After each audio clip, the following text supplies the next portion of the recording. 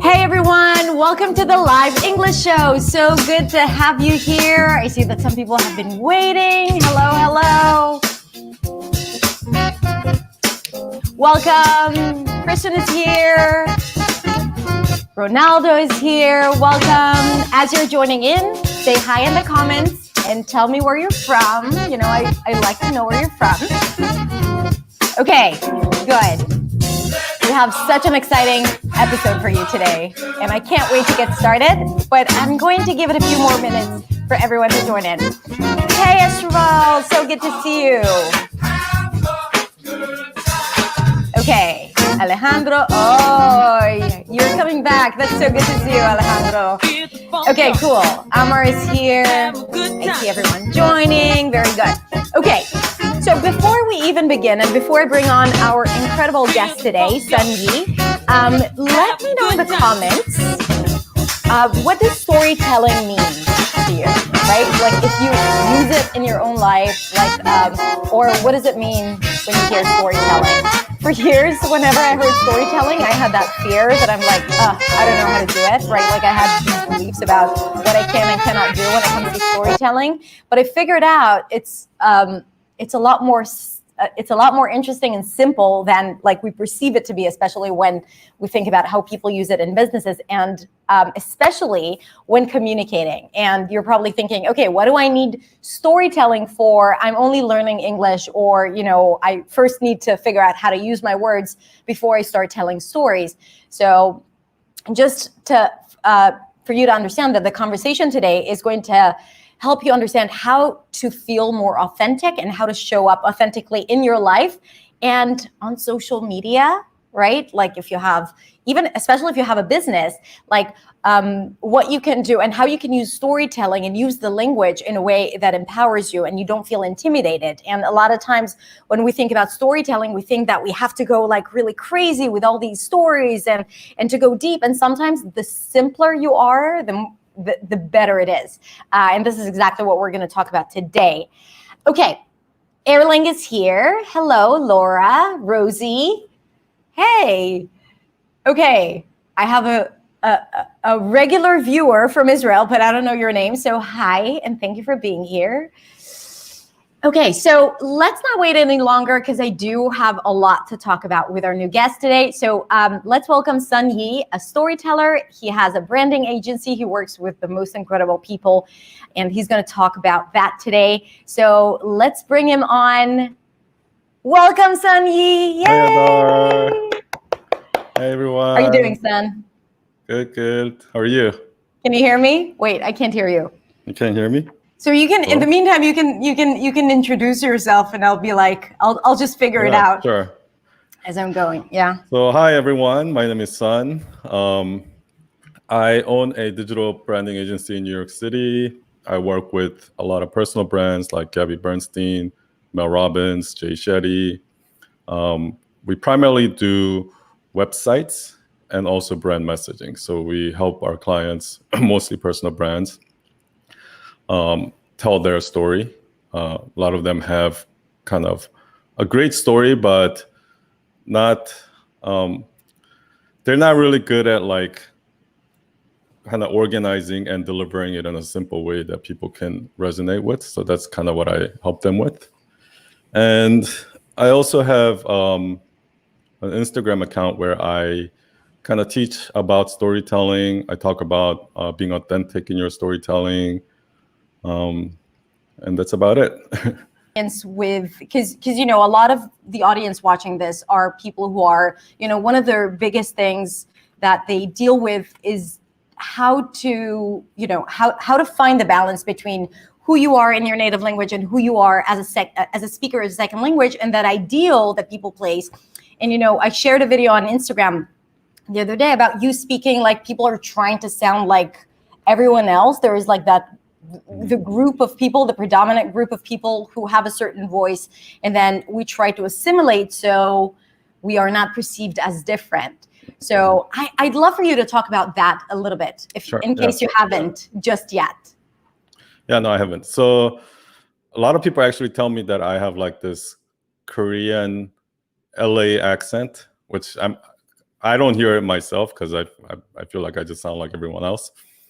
But yeah, people can when I talk to people, they can definitely tell that I have an accent, even though like now English is kind of like my first language. English was my second language when I first moved here. But and when was that? so I How moved old here were when you? I was 11 years old. So I was young, so I learned pretty quickly. But I had a really thick Korean accent all the way up until I went to college. And when I was in college, I didn't. Most of my friends in high school and junior high were Korean, so I spoke a lot of Korean. But when I went to college, there were no Koreans there, so I pretty much just spoke English, and I guess I lost some of the accent there. But I mean, I think all throughout my life, I always like try to imitate people. Like if I see a celebrity that I like, I'll like practice talking like them, or like if there's some cool guy in school that I think talks cool, I'll try to sound like them. And yeah. It's so I love that, because sometimes I feel like when I don't do it intentionally, right? Like sometimes if I listen to the same person, sometimes I get obsessed with a certain speaker, right? So I would listen to a bunch of podcasts that they have or shows, and all of a sudden I would be speaking and be like, wait, I sound that intonation pattern. I think it's even subconscious, like you don't even think about it, and all of a sudden you start sounding like them. Yeah. Yeah, I do that too, I guess. Because you just kind of admire them, and I guess it just naturally happens. And I think all the way up until I was 30 years old, I was like that. Like that was like 10 years ago. And at a certain point, you stop caring.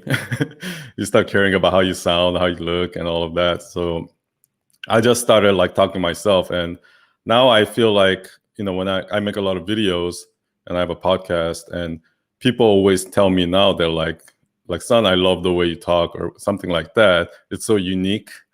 But I don't know that I'm just talking like me, right? I'm not, and I'm sure it's like a combination of a lot of different people that kind of inspired me or something over the years.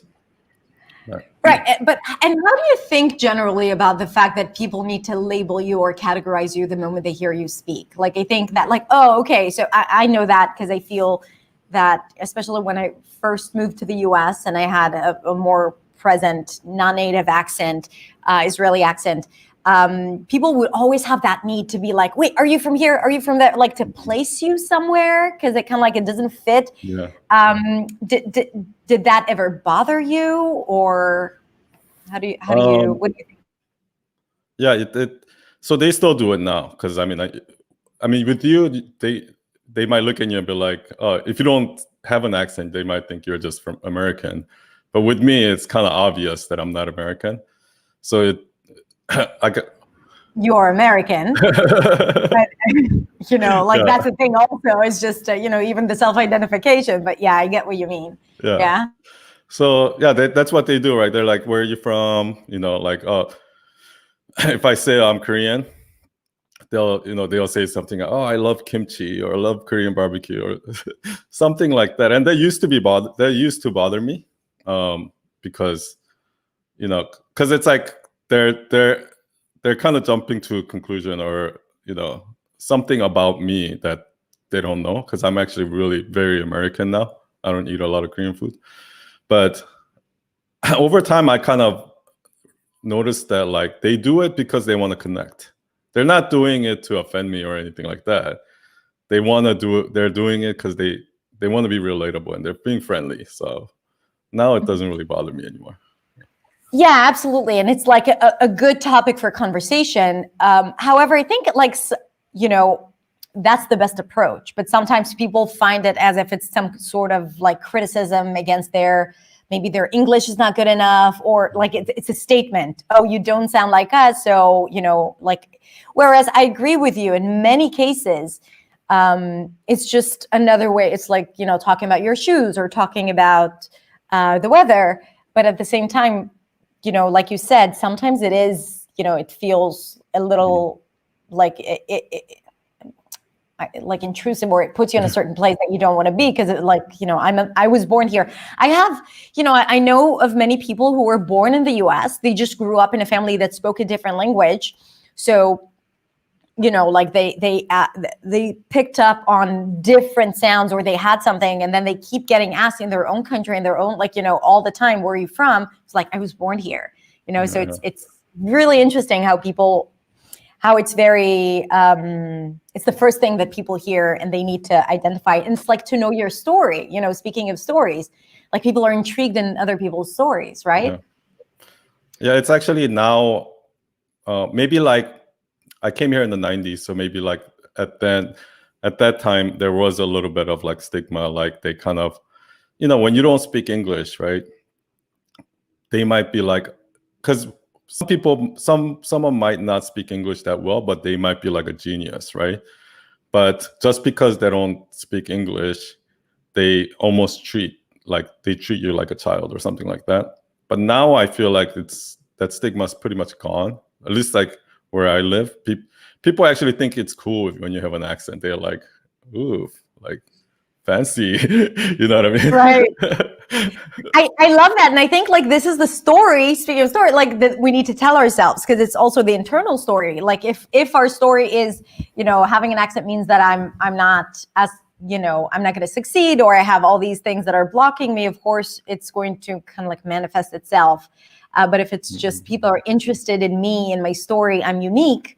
I think you show up differently, to the conversation, or I do think that there is still a lot of judgment and discrimination, like from what I hear, probably in New York less, because it's such a cosmopolitan city. And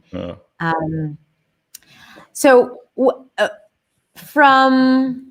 now that kind of like we talked about the language, tell us about what it is that you do and how that relates to storytelling. Because just to let people know why I'm so intrigued by it, because what you do, and we had a few conversations about that, has so much with what I do in terms of languages and teaching and confidence. And you do something else, like you are in advertising and branding and storytelling, right? Like in business. And we saw so many parallel lines, and I'd love to talk a little bit about that. Just in general, what do you do? Yeah. So a lot of what I do, I used to work with kind of corporate brands. So I used to work with clients like American Red Cross, Columbia University, like Spotify.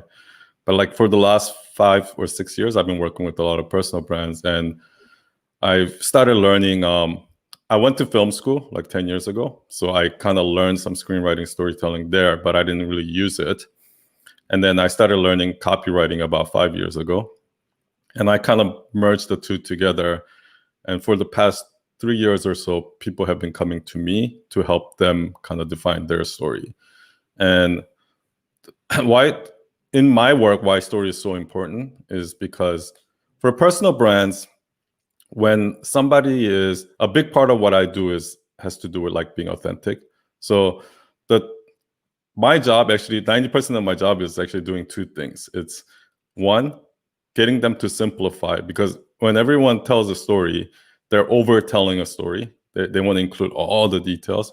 So I have to like trim a lot of things out of the story. And two is to help them to be vulnerable and authentic, because that's the part that a lot of personal brands struggle with. Because how do you define authentic? And by the way, you have like a podcast called Authentic as Fuck, right? Like, so I get like you are definitely dealing, and all the links, by the way, for those of you watching, are below the video. But how do you define authentic? So here's how I define it. So I think there's 3 stages of authenticity, in my opinion. The first stage is people that are not authentic. So this is when I was like in high school and college. When I was younger, that was me. People that are not authentic and they know they're not. So they kind of use this line like fake it till you make it, right? I know that I'm not being authentic. I know that I'm trying to come off cooler than like cool in front of people. I'm trying to appear cool. And then I think kind of when you get a little bit older, when you think you're being authentic, there's the second phase where they say, oh, I don't give a shit what anyone thinks of me, right? And I call that like the fake authentic, because reality is everybody cares what other people think of them, but they hide behind this mask of like, oh, I'm tough, I don't really care. So that they go through that stage, but at that stage, we still think we're authentic. Like, oh, I'm so authentic. And then finally, like the real authenticity comes when you are afraid, you are vulnerable, you are scared of what people think, how they're going to judge you, but you say it anyway. And that's, I think, and that's the part that I'm trying to get my clients to, right? Because it's not authentic when somebody's trying to be vulnerable and like, you see a lot of celebrities do this, like, they're like really skinny and they're really fit, but they're like, oh, I'm such a pig. I eat anything I want. Something like that. That's really not vulnerability. That's actually humble bragging. But a real authenticity is like something that really, like, before you say it, you feel a little uncomfortable. The more uncomfortable it is, the more authentic it is. I love it. It's like, that's your measure, right? Like, it's kind of like a authentic meter, authenticity meter, right? Like that you have internally, like the more awkward and like the more cringeworthy it is, where maybe like cringe, like, you feel uncomfortable, you have resistance, the more authentic you are. I love it so much. And, I always talk about speaking English and not sounding like a native, but speaking and feeling authentic, right? Like, and I think what you said really, really reflects that idea, because, faking it and not, or not speaking because you're afraid of making mistakes, so it all looks perfect, right? And only if you're right, if you can, we have a community in our Facebook group, a Facebook group community where we use videos. So like you can, on one hand, you can make like a ton of video, which is great because it's a form of practice, but like you want to get it right. So God forbid, like you're not messing up or you're not making mistakes, versus, just going live and letting yourself be vulnerable and get stuck and like not try to hide it because it's part of everyone's process. Yeah. And not even on video. It's also, when you speak to people, because a lot of times people will not speak in meetings because they don't know how to finish the sentence, or they don't want to make mistakes or sound weird. In their opinion, whereas being authentic in a language is just, speaking and let communication do the work, right? Let the story that you want to convey or to tell, or the message or you need to get something out of the other person. Yeah, I love it.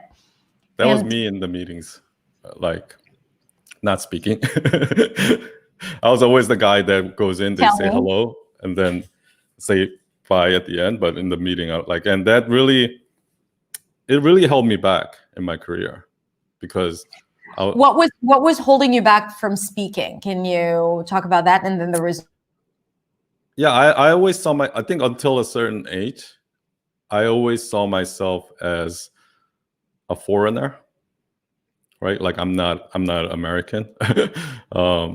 So I felt like everything that I said, I'm saying it wrong. Like now I say things wrong all the time. I mispronounce things. I use wrong words. I make mistakes all the time, and I really don't care. But also what resonates with me, what you were saying, is when I was growing up, so in my school, there were some Koreans and some Chinese kids. And what I noticed is Chinese kids learn a lot faster than Koreans. And it's because Koreans, like by culture, we have this thing where we have to like appear cool. Like we have a lot of pride. And so they don't speak because they don't want to sound stupid or something like that. Whereas in like the Chinese kids didn't care at all. They'll just speak, like even if it's wrong, even if nobody knows what they're talking about, even if people are like, what? Like they'll just speak, right? And therefore they learn so much faster than the Korean kids. So I totally like resonate with that. Yeah, no, like what you're saying is exactly the example of like trying to keep a facade and then, or waiting to speak until everything's perfect. But the one thing the one thing that is going to help you to get to where you want to be is actually doing the thing that you avoid, because you want, it's like such a catch-22. And I didn't know, like, it's so interesting to hear that, like, from your perspective, like having that experience. Because I usually see the grown-ups, like my students and my followers, they're the grown-ups, and then, to hear the story. Okay, so all of that experience got you to feel incompetent, or maybe like less worthy in meetings? Is that like, so, or maybe your voice did not matter so much? Is that the reason? Yeah, and I was also I'm a super introvert. You wouldn't notice that, but that I was also shy, so I didn't really speak up. And so many times, there were times that I wanted to speak up, right? But in my head, I would be like, okay, I should say this. And I just think about it, overthink it in my head over and over. And like 10 minutes have passed by, and now it's too late to bring it up. So, it's just, and that just happens so many times. Yeah, this is exactly what happens. Or is that relevant? Or just to get it right, like, how am I going to say it exactly? And then it's no longer relevant in the meeting, right? And how did that hold you back in your career? Yeah, it held me back because there were so many things where I wanted to, if somebody brings up an idea and I'm like, that's actually not a good idea, I was afraid to say it. Like, not only because I'm opposing that idea, but also because like I'm afraid of people that going like, oh, what do you know, son, right? But then like 3 months later, it'll turn out that I was right. And if I did say it, I would have gotten some sort of recognition for it, right? So things like that happened a lot. Oh, I can't hear you now. I can't hear you. No audio. I was actually saying, as I thought I'm unmuted, that I wanted to let you know that I'm still saying a lot of yes and ahas as you're speaking. You just can't hear me, but you couldn't even hear me saying that. But yeah, this is exactly it. Like, that something is right and you hold yourself back. And that's like the worst experience, because you let something like a language or fear of what other people might think of you, not even like stand in the way of your career, which it has, but it's like standing in the way of who you are, right? Like of how you show up in the world, of your authentic self, right? Like you truly said, their opinion is more important than me speaking up, which is something that people hear, and put yes in the comments if you relate to that. Like say yes if you feel that that's the case, that a lot of times you're holding who you are back for the fear of not sounding right, or for the fear of, people judging your English, right? Which is just like another language. It's like, it's like the outfit that you choose to wear. When you're not being yourself, what also happens is it also affects your relationships, right? Because the reason why your friends love you is because you're 100% being yourself in front of them, right? And then like, at least when I was younger, I was growing up, like whenever I try to act like someone else, whether I'm on a date or like I'm with a new group of friends or something like that, I was always like, oh, my friends love me. How come like this girl doesn't like me or something like that? And it's because I'm not being myself. And when you're not being yourself, people can sense that. You know what I mean? Yeah, exactly. And it's interesting. I don't know if we spoke about that, or I saw, like, I recently started talking about that idea of okay, so on one hand, I'm kind of like challenging what you said, because on one hand, you're not being yourself, and that's the worst, because then people don't get to know you. You're not being yourself out of the fear.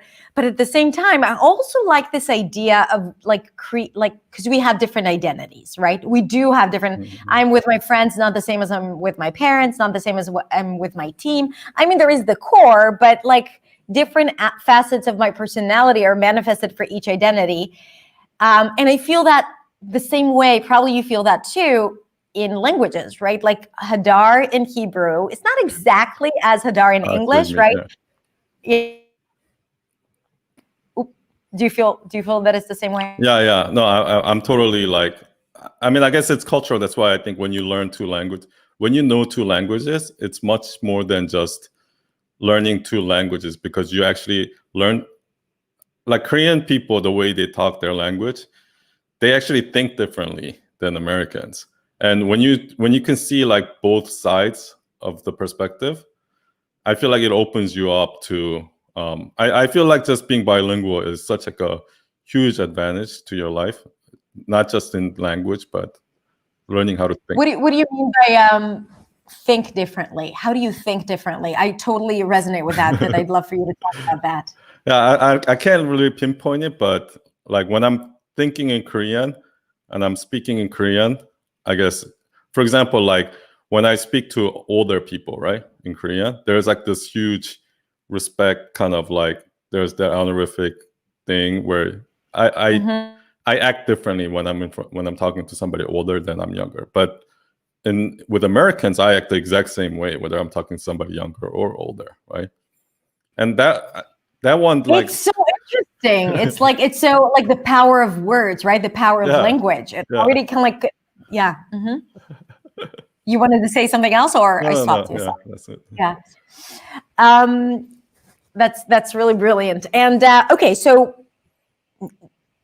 let's start to tie it back to what you do now, which is, you know, like you as a branding agency or advertising, like you are telling the stories of the people whom you represent, right? Like, and you also encourage them to show up as authentic as possible. So how do you talk about authenticity, or let's talk about authenticity in storytelling?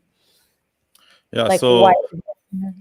the reason why I kind of double down on authenticity, and like my podcast is called Authentic as Fuck, is because like a lot of people are like, oh, what does like storytelling have to do anything with it? But it has a lot to do with it, because a lot of times when you tell a story, like the things that people are going to relate to is in the details. So, and when you tell a fake story, a made up story, what happens is you leave out the details and you try to kind of give the high level gist of it. But where I learned this is, I think 3 or 4 years ago, I worked with Mel Robbins and I was watching all of her videos. And she was on Impact Theory with Tom Bilyeu. And she was talking about, and that video like went viral. I think it's one of the most viewed video on his channel.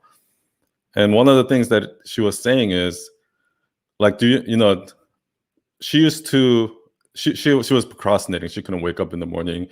She went really vulnerable. She said she couldn't even get up in time to get her kids to school on time, right?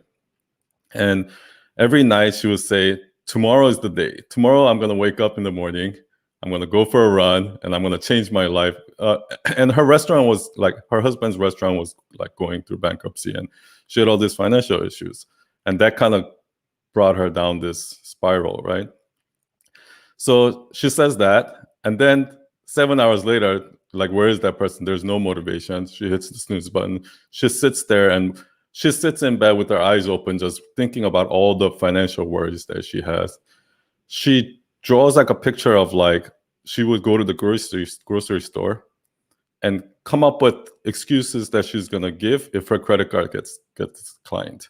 Or she would unplug all the phones in the house because every time the bank would call, like, she would get anxiety attacks, right? So these are little details that draws a clear picture of what that looks like.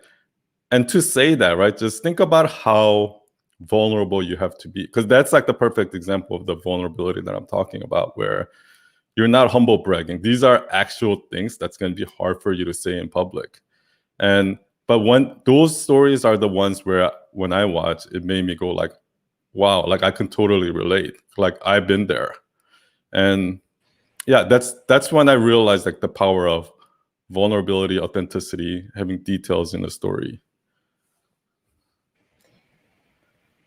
And it's so true, because even if I never had that experience of unplugging all my phones, I know exactly what it means to get stressed out over a phone call, because I had that experience, right? Like the moment you told that story, I had that anxiety. Like I knew what she was feeling because I had that in different, or it was so specific that I could visualize it, even if I never, I haven't experienced that, but I could have like a very specific experience that is similar to that. So it's exactly what you said, right? You might not have the same exact experience, but you can relate to it because maybe it wasn't the banks, but maybe like for me, it was in the banks, but it was like either my dad calling me or when I'm like trying to avoid him, or like maybe my clients are calling me when I'm late in the deadline. So I can still relate to it in different ways, and that's why telling the details is so important, because like you might be addicted to like potato chips, but this other person might not be addicted to potato chip, but they're addicted to coffee or ice cream or whatever it is. So it's actually important to add those details. Yeah, because anyway, when we listen to stories, we think about ourselves, right? Like, so we filter out your story through like our own experiences. And this is why, first of all, stories are important. And I think it's important to talk not just in the context of having a business, but when you communicate with people and you want to form deeper relationships. And I know that a lot of people here struggle with, just like making those connections because of the fear of the language. I think that this is such a safe place to go to, telling stories. But like you said, it's not just, yesterday I went out for a run, but instead, like I went out for a run, even though I really wanted to stay in bed, but I went out and then I saw my neighbor and I really didn't want to talk to him, and he started having this long conversation with me. And then it starts engaging because like, oh, I know that feeling where, so I think that that it immediately makes you like best friends, because I had this time when I was talking to a new client. She came into the office and we were talking about a project, and all of a sudden it just slipped out. I was like, oh, that's bullshit or something like that, right? And and then she started laughing, and then right away I'm like, oh fuck, right? Like, and she started laughing, yeah, and it just broke the ice. Even though that was the first time we met, from that point on, we almost like became friends, right? It wasn't like a client vendor anymore, and it just makes you an insider when I think for me that was a long journey when it comes to authenticity and storytelling, right? Like if you look at my YouTube channel and you look at the first year of creating videos, they were very, very concise, right? Like, hi, it's Hadar, blah, blah, blah. This is the lesson. Goodbye. Thank you. Like, hit, subscribe, share. And not only that, like I did not allow myself to come into the video. And I was not like comfortable in front of the camera.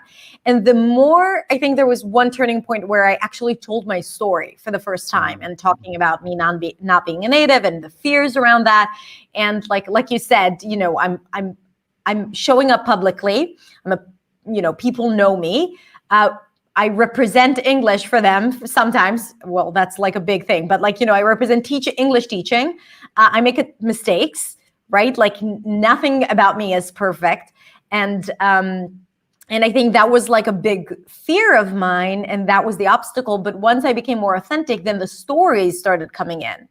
And I was afraid to share stories because people are coming to learn a lesson, or to learn something about English. Why do they need to hear my stories about this, and that? And then I started, noticing that is when people started connecting with me. That is when people started like getting more to know me, being willing to hear what I have to say, because it's not just like an English lesson. It's Hadar talking about English, and then it's also because that's the big aha moment for me with Mel Robbins, is that like when I look at certain people like that, I don't know their story, like let's say Tony Robbins or someone like that. To me, like I think of them as like, oh, they're like God. They're on a different level. I can never be like that, right? I can never be whatever he's saying, whatever he's trying to teach. That will never work for me. It'll work for you, but that won't work for me, right? But when I hear a Mel Robbins story, or if I hear their actual story, I can relate to it. And I start saying, oh, like she was just like me. So if she can do it, I can do it too. And that's why you want to share their story, even if you're like an authority figure, because it gives hope to the person that you're teaching. And right, and it when there isn't that image of perfection, it gives it it really does seem feasible, right? Like it's not it's not exactly. that hard. It seems like, okay, then maybe I can do it too. Exactly what you said. And what tip would you give people, who want to start telling, so again, like going into this basic communication, start telling stories, right? Like, and people are afraid to make mistakes or to go into maybe talk too much. So all those negative thoughts that may prevent them. And instead, like, we are here encouraging people to give themselves permission to go into stories. But what tips would you give them as they're kind of like trying to figure out how to do that? Yeah, great question. So for me, it took me a long time so it didn't happen overnight, right? But I kept doing it and I just kept speaking. So first I started just speaking a lot in English with people I know, right? But recently what I discovered is I love that you have them do videos, like make videos, because one of the things that when I started making videos for the first time, like 6 months ago, when I edit them, I would be like, it was so cringy. Like, I was like, oh, I hate listening to myself. Like, you know what I mean? But I just kept doing it. I kept posting it. And after like 2 or 3 months, I got so used to it that it didn't bother me anymore. I'm like, oh, that's just me. That's how I sound. Accept the fact. And people like it. Yeah, and it's something that you do. It's not like you made a video. It's just you spoke and the camera just happened to be on, right? Like, and by the way, for those of you who don't follow Sun, go to Instagram, sun.ee, right? YI, and it's like you'll understand. Okay, so like go there, because it's truly like the best Instagram account I've ever seen, especially when it comes to like looking how to tell stories, looking at how to tell stories. But yeah, sorry, going back. So you have a bunch of videos there, and it seems very, very much like, you didn't even know that the camera was on. You were just speaking, right? Yeah, exactly. Yeah. But it's nice to hear that it wasn't easy at the beginning, right? Like, it didn't start easy. Yeah. And now you have people going crazy over your content, over your stories, and knowing that, like, it's only a result of hard work and repetition. And we also talked about repetition. So maybe, okay, so that was a great tip. And now, like, you're also teaching people how to tell stories on Instagram through, carousels, like using graphic design and stuff like that. And I'd love to talk, because you talked about the fear of people doing it because they don't know yet, so they're not even trying. So maybe you can talk about that and how you coach them into like get things done. So it's related. So I'm also a perfectionist. So it took me a long time to like do it. It took whatever it is, that person that you're talking about, I have to sound perfect, so I just practice in my head. That's me. So when I first got on Instagram, but I didn't think of it as like, I tried to do a YouTube channel like 2 years ago, and I try to make everything perfect, and nobody's watching it, right? And then when I got on Instagram, I just started putting out bad content, videos, like bad videos where I say a lot of like this, like I just put them all out. And the more I did, and I even got to a point where I got a great tip from somebody that said, once you notice a mistake, like if I make a carousel or if I post something and I see a spelling mistake or something like that, even if you catch it, post it anyway. Because that getting in the practice of that helps you actually get over perfectionism. And when you do it enough times, you're like, oh, it's not the end of the world. And you become more comfortable with just posting mistake and making mistakes in general. Okay, I just want to copy paste it for a second, or like take that like last 30 seconds, and I want you to say that again. Like, so you actually, or I'm just gonna rephrase it again. So you're saying that, okay, as a perfectionist, creating content, putting something out on Instagram, one of the things that inhibited you was to find out that you've made a mistake. So you said that like one of the ways to deal with it is to notice the mistake and not to correct it. to post it anyway, even though you could. It would have taken you like 10 more minutes, 15 more minutes. But like the act of doing it anyway, knowing that you've made a mistake, is the best way to overcome perfectionism, which is the one thing that is truly holding you back from getting what you want in life. Probably, right? Yeah, exactly. That's, Love that. I see that as like the biggest, I guess, setback for almost everyone. Like there's so many people that are, like that whole decision, like paralysis by analysis, I guess they call it. Like they overthink it and they don't post.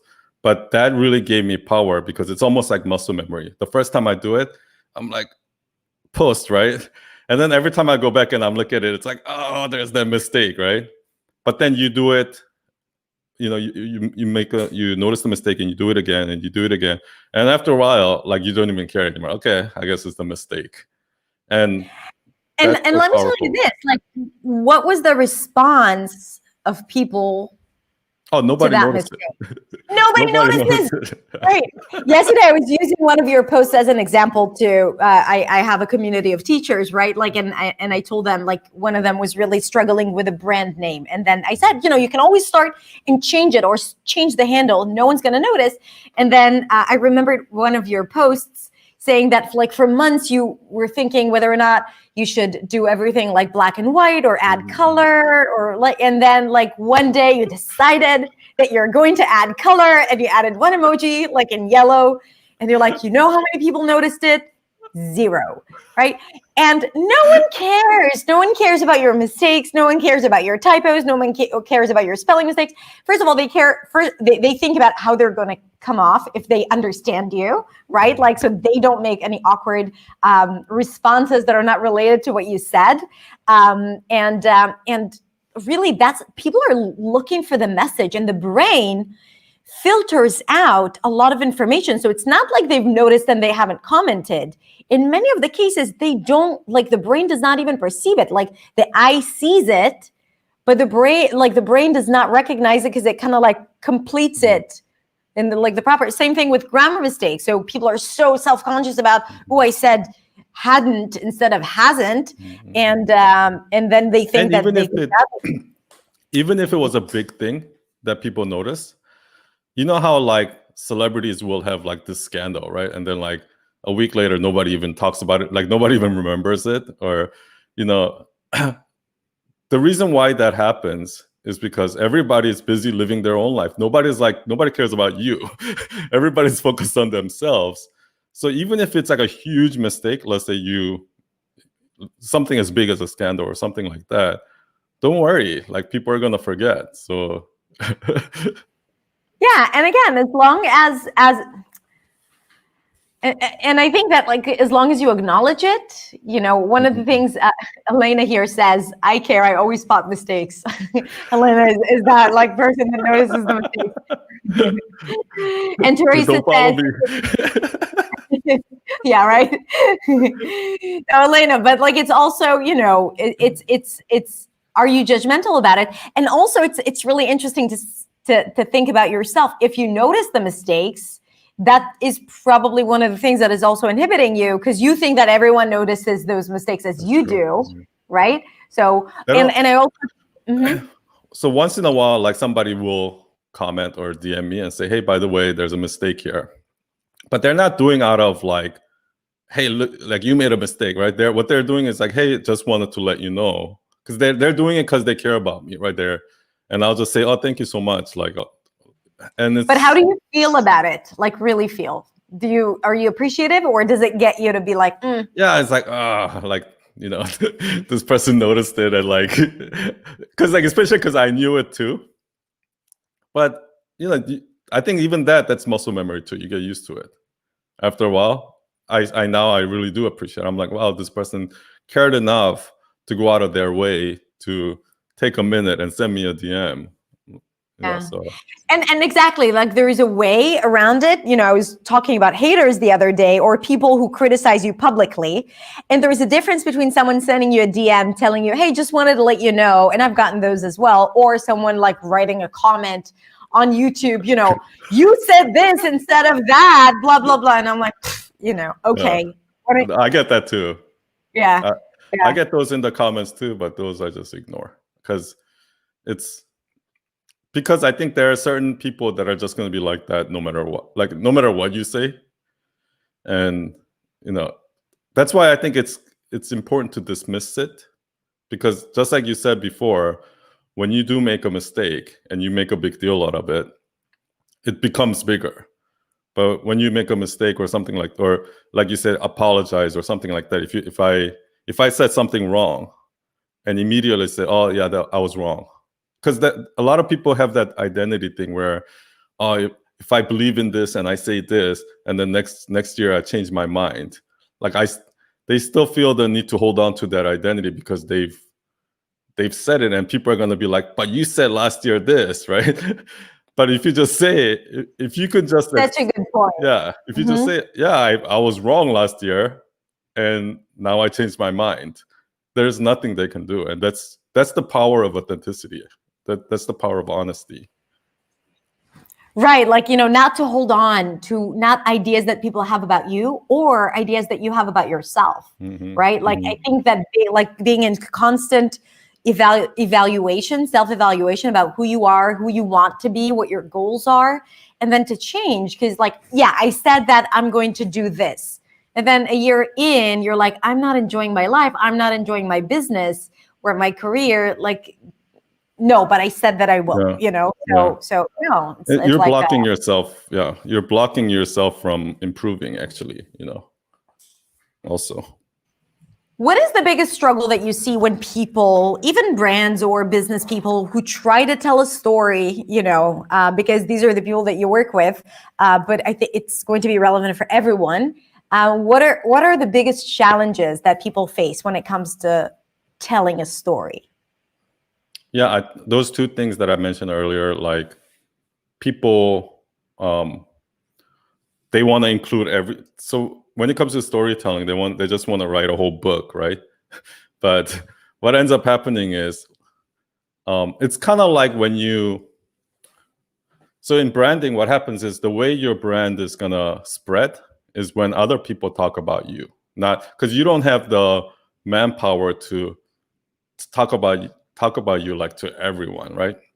So what happens is other people have to talk about you and tell your story for you. But if your story is too complicated, it's like the difference between, if like Chris Rock or Dave Chappelle try to do a joke, it's only funny if they deliver it. Like nobody else can tell that joke like them, right? But then there are certain jokes that the joke itself is so good, it's simple and has a punchline. It's so well written that anybody can tell the joke and it's so funny, right? So that's how you want the story to be, so that anybody can tell your story and it's still good. And otherwise, you're going to have to tell it every time. So.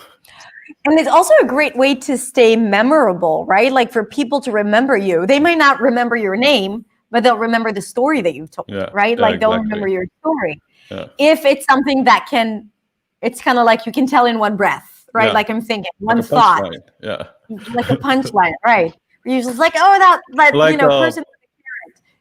One example I give is like, there's this show on I don't know if it's on Netflix, but it's called Cosmos. It's with Neil deGrasse Tyson. It's like all about the universe and stuff like that. And when I watch that show, I'm so fascinated by it. And then and it makes perfect sense when he says it, right? And then as soon as I try to tell it to a friend, like try to explain the show to them, like halfway into it, I'm like, oh, you just got to watch it, because I can't do it as well as him. And that's so important in brands. That's so important. Yeah.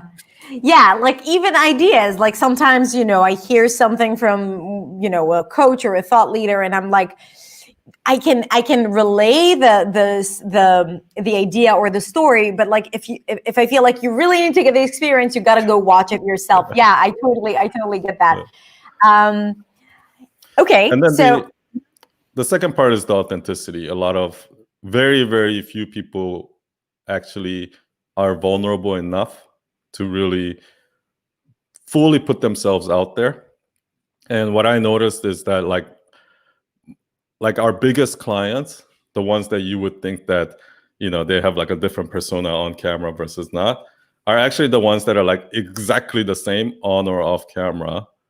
And some of our smaller clients are the ones that, have to have the perfect makeup, the perfect set, perfect lighting, and they have a different on camera persona versus off camera. So that authenticity, I think, is another important factor. Okay, so understanding how to tell a story in a concise way, not like to overdo it, but go into the specifics, right? Like, so it's not general. Or I think what you said is just make it, the fact that it's real is already going to have the right details in it, right? Like if it's real. And it has to be, so what a lot of people do is they tell like story in a linear way. But what you need to do is actually, because when you tell an entire story of my life, right, not all of that is going to matter to that audience. So what I do is I talk about the lesson, the takeaway at the end, right? What is the core message that I want to say at the end? And then I only pick out the situation that relates to that, and I just cut everything out. But then when that situation, I'm detailed. Do you know what I mean? Yeah, exactly. So, which again, like I think for examples, you should check out your account, because basically what you've been doing is you've been telling stories in a form of a sequence. So it's not like a story as we know it, like a post where you tell a story, but you have you're doing it in a carousel on Instagram, which is like you see one slide, then like you're curious about the next one and you're moving. I mean, what are the advantages? Yeah, because you guys, for those of you who have Instagram accounts, we're going to have a small assignment for you. So we'd like to put what you learn here into practice. So what is the benefit of doing it that way? So I love doing those carousels because you're right. They're not like a typical story, like how you tell a story. But I think it captures people's attention. You can get a message across because it's 10 slides. It's almost like a PowerPoint presentation. And it's not an actual story, but there's storytelling elements in it. So one of the things that I do is I always have the takeaway in the last slide. What is the actual lesson? And then I work backwards. Like, what are and all of my stories always try to include example, like an actual example of that supports that lesson. Like, for example, if I say one of them, I say, oh, what's the important, like importance of like having a perfect grid on Instagram, right? And at the end, the lesson is that don't worry about the perfect grid because it's going to stop you from posting. Because it's okay if your grid is messy. Don't let it stop you from posting. That's the final takeaway. And then the example I give is I put like these huge accounts like Gary Vee or someone like that, examples of them, and they're all like ugly grids, right? And then another storytelling, so that's an example. And then another storytelling element is the hook, what's going to get their attention, which is the first cover, and then the turning point. So I always start out saying, so that carousel, I said, hey, every marketer knows the importance of a beautiful grid. Just take a look at these beautiful grids. And then boom, I go into the ugly grids example. And then the last slide says, don't let an ugly grid like stop you from posting. So that's like it's kind of like you're leading them in one direction, and they're already assuming that you're going to take them somewhere. And then like you show them the examples of the other, like the exact opposite, which leads you to your main point. I love that. Yeah. Exactly.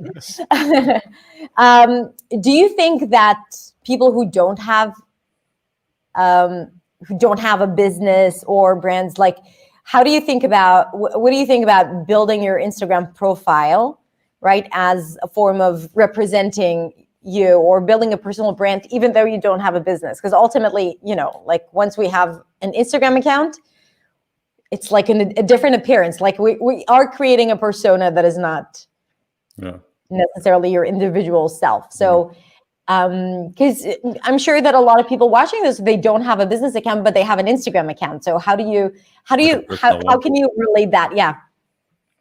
So I am a huge believer of personal brands. I actually think that at some point, every brand is going to have to rely on personal brands. And even if you're not a actual business, it is going to become important, because right now in certain industries like marketing, or obviously if you're like an actress or actor, right? Like I know some people that has gotten roles or parts because they have more followers than this other actress or something like that. Absolutely. It happens here all of the time. Yeah, definitely. Even if they might not be as good of an actress, right? And then in marketing, what they do is when they look at resumes, then they hire people, they always look at social media, because they use it as like a gauge to be like, oh, does this person know how to market himself? If they do, they're probably going to be good in this role, right? Or if you're like right.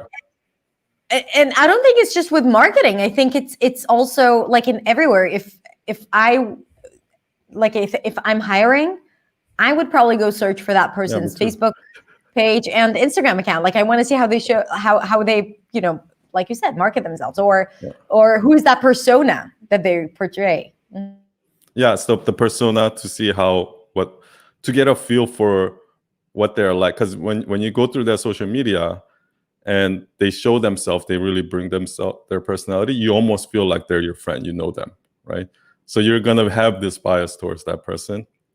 Also, the way they communicate, like are they a good communicator? Things like that. So I think it's important for all of you, especially seeking for a job or building, like, you do have an Instagram account. Like I think that, all the things that we talked about, telling stories or being authentic, or like just presenting yourself in a certain way, helps build your brand, which is going to be used for you, or sometimes, if you want, especially when you're looking for a job, or when you do have you end up opening your own business, or let me give just one quick little story, if we have time. So when I started my company, I wasn't as authentic, and I would always if I missed deadlines or something like that, I would always come up with excuses like, oh, the whole my dog ate my homework, like, oh, our server went down, oh, sorry, like I didn't see that email, those kind of things. But at that time I was like so busy, I was swamped, and I missed this deadline twice, and the client kept calling me. And then finally, I didn't have time. I didn't even have the energy to lie, to make up an excuse. So I just told them like, hey, the truth is we're kind of struggling financially, and we took on more project than we can just to keep the cash flow going. And I know that we missed the deadline twice, but I assure you that I'm going to deliver a quality product at the end, and just give us a little bit more time. And at that time, like I thought he was going to fire me. I was like completely being vulnerable. But instead, he actually gave us a bonus. He paid us more money to make sure that we can stay open, and gave us more time, right? So that was like a kind of a mini aha moment where I found the value of being vulnerable, even in a business setting. And that really, he really trusted me from that point on, right? So that's like a quick story of. That's incredible. First of all, what a beautiful story, and like a humane moment, right? It restores faith in humanity. And also, yeah, it's just proof that saying the truth and not being vulnerable. It's not even saying the truth, because you could have said, other things that might have been considered as truth, but being vulnerable, it's not going to play against you ever. Like if people use it against you, then these are not the right people to be around to begin with. I think if you want to attract the right people, it's the people who are going to appreciate your vulnerability. And I think there's something so freeing, so much freedom in being vulnerable, whether it's when speaking English, but also when at work, when doing business and everything, when posting on Instagram. Yeah. That's the best part, I think, what you said, being freeing. It's like they say truth shall set you free. Like that is literally the best part, because all throughout my life, I felt like I was wearing a mask. There's this heavy weight like on my shoulders, like, oh, what if I say something wrong, or what if somebody catches me here? But just taking off that mask, the best thing was that like I felt free, like I feel untouchable. Amen to it, untouchable, right? And I think we just had that discussion with my students, and we had a session today, and this woman said, like, she made me tear up. She said, first of all, like, I feel this freedom in English that I've never felt before. And it's not like it's been 2 months, it's not like the results, like all of a sudden I sound like a different. No, it's just that the mental process that you're going through. And, in my work, I put in a lot of mindset and a lot of repetition to build up that confidence, right? To give them so it's like fake experience of actually doing the work, right? Like you spoke about the fact that if people want to create those carousels, they need to imitate carousels to the T like 20, 30 times until they feel they have that feeling of what it is to create a carousel. I do the same with grammar structures or sounds, right? Like I take a grammar structure that is problematic and I have them repeat it many, many different times. So in their brains and in their body, they have the experience of having done that, right? Like, and they come to a conversation more confident because they know that their body knows how to handle this situation or this story or this tense, whatever, or sound. So I think ultimately it's like not about the results and it's not about the performance. It's about the freedom and it's about the internal journey that you're going through. And then like, that's when you attract people, not and people when you can are. tell, yeah. People can feel the difference. People that are listening, like even if I guess your English or your accent hasn't improved drastically, I think the confidence, people can still feel it. Because that happens to me a lot where I go into a meeting with an agenda in my mind, overthinking, I'm going to say this and I'm going to say this. And I go in and I just get this like blank stare and then nobody's like onto it. And then like all of a sudden I'm like, okay, I don't care anymore. And I just speak. Like instantly the energy of the room changes and everybody starts like getting drawn to it. I love that. Like I wish that for so many people, who are right at the part of, people don't get it and then they stop, and I think this is such a good example for next time, if you're watching this and next time you feel that you're saying something and people don't get you, instead of being quiet and like curling back in, just open it up and don't give a fuck, and just like say fuck it. Yeah. And just like speak whatever, like don't think about your accent, don't think about your English, and just like pour out everything that you have to say. And like Sun said, he felt that it has changed the energy in the room, right? Like, and all of a sudden he took up more space or he owned his space. So thank you for sharing that, because I think this is the essence of what it is that we're always talking about. There was a really, okay, so first of all, if you have questions for Sun, then ask it. Michael was asking something here. Let me find that question.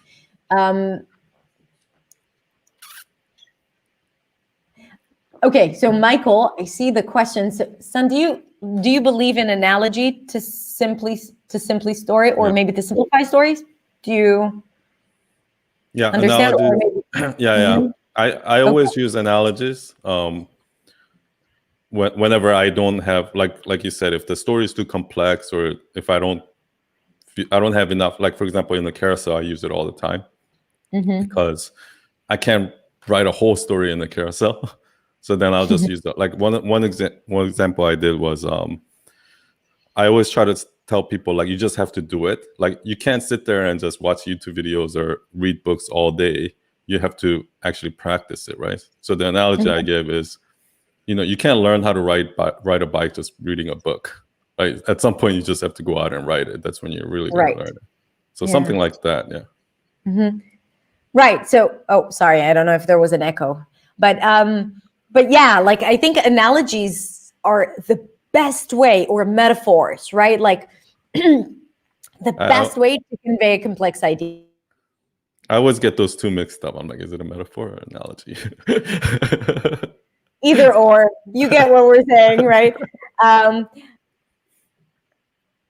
Yeah, I want to explain it, but then I'm like, maybe I should let people who can explain it better explain it in the comments. Okay. Any other questions?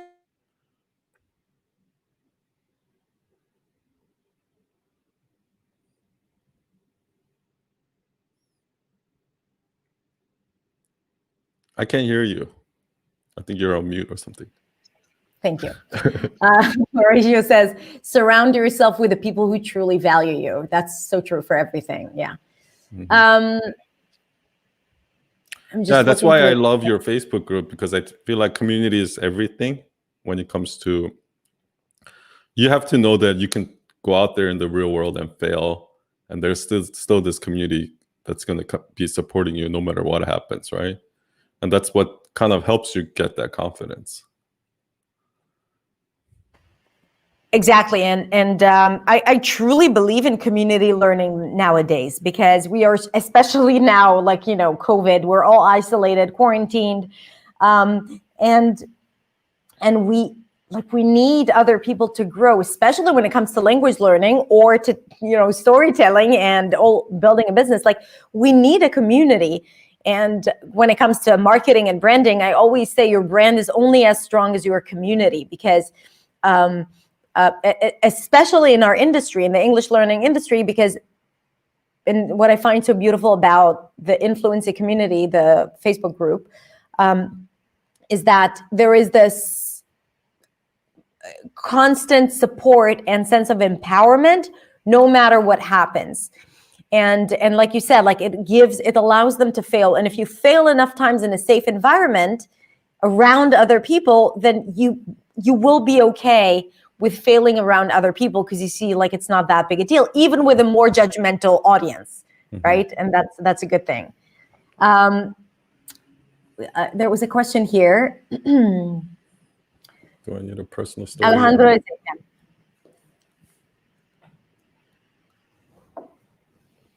so far focus on benefits my work brings rather than my brand.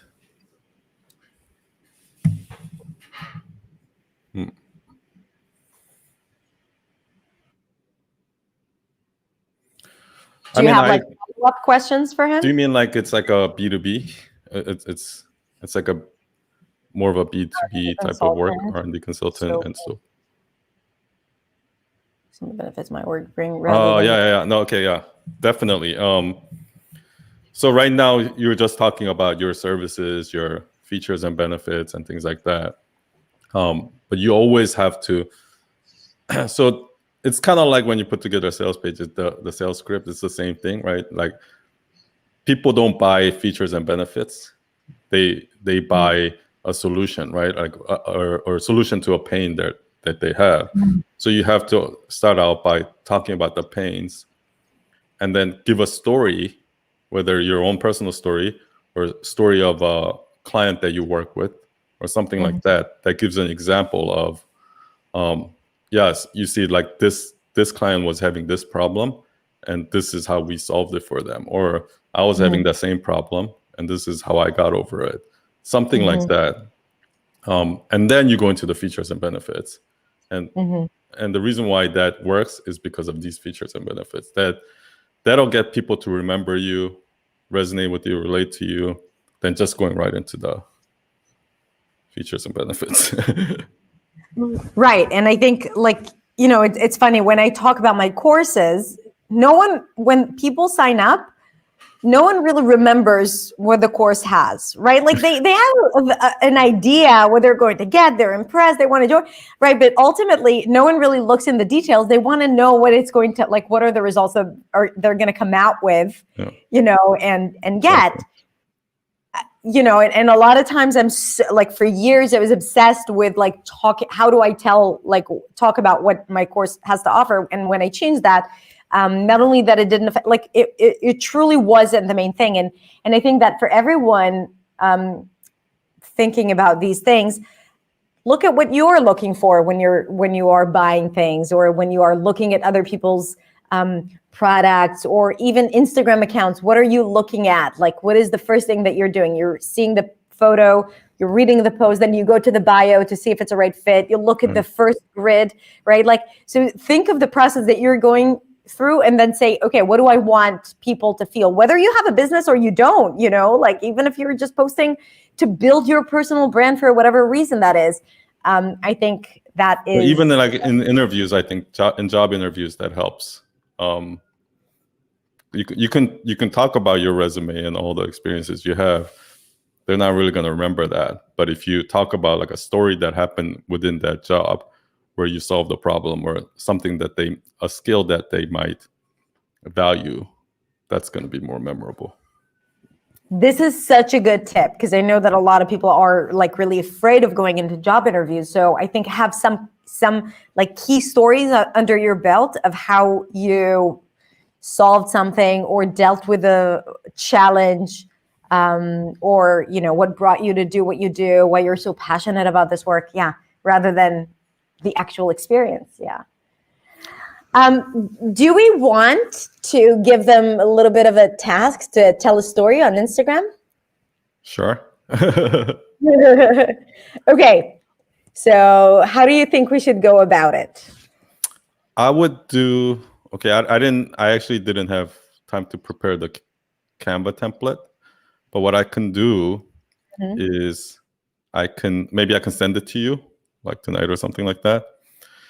And I would have you guys kind of do a 10-slide carousel where you have a lesson at the end. So that slide 10 is some sort of a lesson that you want to talk about. And then come up with the story that leads up to it. Like, what's something that happened in your life where you learned that lesson? A perfect example is what I gave before, right? That the power of authenticity, like when you're authentic, like authenticity can actually help you in business. Let's say that's the lesson that I want to learn. And the story that I would tell is, this is what happened. I was, you know, I thought I was gonna get fired, but then he actually paid me more money instead. So there's like the turning point, right? Like every story needs some sort of a turning point at the end. And then the cover is, you know, you can start with the setup, like the before, like, oh, I was so busy, or you can also start with the hook, or the kind of, what I call a hook is what's going to interest people. So for that one, I would probably say something like, I missed my deadline twice, and instead of firing me, the client gave me more money. Because when you hear that hook, they might be like, "Oh, I want to find out more," right? So the lesson, hook, and then some sort of a story in the middle. The story is kind of the example, right? Example that serves the lesson, and then somewhere in between, you know, whether it's slide 5, it can come on slide 3 or slide 7, some sort of a turning point where they think this is going to happen, but then this is what actually happened. And you can look at like if you go to my Instagram, you can look at examples there, and then I'll put up a Canva template. Do it all in text. No, you don't need graphics or images. Yeah. That's great. So you'll get like a Canva template. If you don't know what Canva is, then go download it and get it and like sign up. And it's a fantastic way of like, yeah, and it's free. So we can share with you a Canva template where you just need to, and I think the challenge here would be to find the right words so it's not too much. Like, tell a story. You can tell whatever story you want, but if you want to tell your English story or like something that happened to you with English, if you want to connect it to this, or anything else you want, if you just want, like, maybe if you're looking for a theme and it's easier for you, and share it and tag both of us. Go to Sun's account just to understand what that is, like that carousel and how to tell stories, because it's very inspirational. And then create that and tag both of us so we can see it and comment on it too. But yeah, like, right? And anything else that you think, and also like, and think of being authentic. Yeah. Listen to everything. Try to keep it like each slide. Try to keep it under 30 words. Be authentic, and yeah. I mean, these type of storytelling is something that takes a lot of practice, but I think it's fun. So, you might do it and you might love it and you might want to keep doing it. It's fun, and it's such an excellent practice, right? Like, it's an excellent practice for, first of all, you get a story that you get to tell, right? Like, because if you were able to do it and put it in a carousel on Instagram, you will be able to talk about it and to tell it. That's one thing.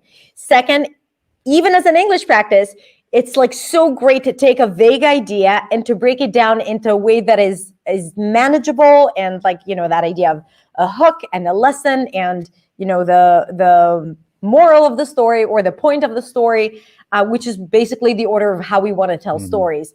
And then, to find a way to do it in a concise way. So you see that you don't need fancy words and idioms and expressions to tell a story. Sometimes just like finding the right basic words, right? And San, like, if I look at your Instagram account, like, you never use those unused fancy high level words. It's all very basic and accessible. I always, whenever I use those words, I'm like, okay, how can I find a simpler way to say this?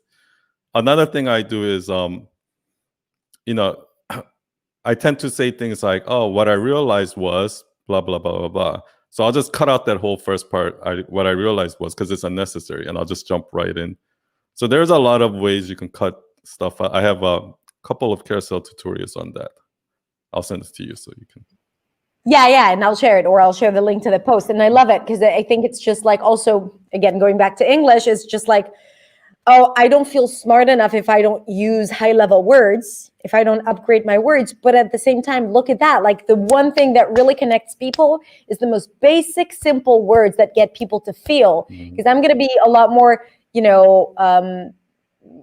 connected to the word problem or challenge than complication.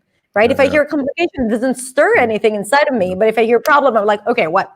Exactly. I feel, and that gets. You sound like a professor. Right, as a professor, or like, a CEO of a company from the 80s. Yeah. So, so it's kind of like, don't be so hard on yourself if you're using basic words, because ultimately, as you can see, it's such a fantastic way to truly connect with other people. Yeah.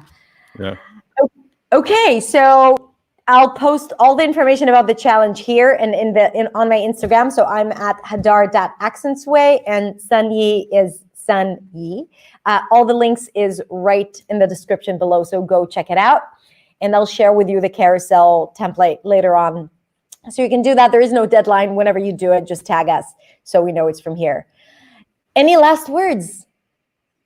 Or that you'd like to conclude today? Yeah, I mean, thank you so much for having me. It was so much fun. I love knowing like that, there's all these like kind of connections between like what you do and what, even though like we do two totally different things, like at the end of the day, we're dealing with humans. So, there's not that much difference, when you communicate with people. Exactly, right? Like, it's not, and then I told Sam before we went live, when we checked the audio and it worked. So I told San, it's just like, it's so funny to see the same fears, same patterns. You work, branding and storytelling, and I do it in language learning, and I see it in business, in my business courses. And then when you realize it's just the human patterns, right? Like, it's how we behave and how we operate in the world, then it takes away a little bit of the weight it has if it's just for storytelling or for language learning, right? Like, it's not just me struggling with English, it's actually everyone. But it's actually not just everyone struggling with English, it's everyone struggling with anything in life, like having their own voice, being accepted by the society, or like not the fear of being judged, the fear of not being adequate. So Life lessons. Life lessons for sure. Okay, you guys. So thank you, San, so much. It was such a pleasure talking to you. Thank you for being patient with me at the beginning and taking on the seat with your introduction that I couldn't hear, but I'll listen to it after. And you guys, thank you so much. If you have any questions for us, come back and just write them in the comments, and we can both answer. And of course, we will share the challenge on Instagram and here. So thank you all Hadar. for watching. Thank you so much, San. And I'll see you next week on Thursday at 12 p.m. on the Live English Show. Thank you, everyone.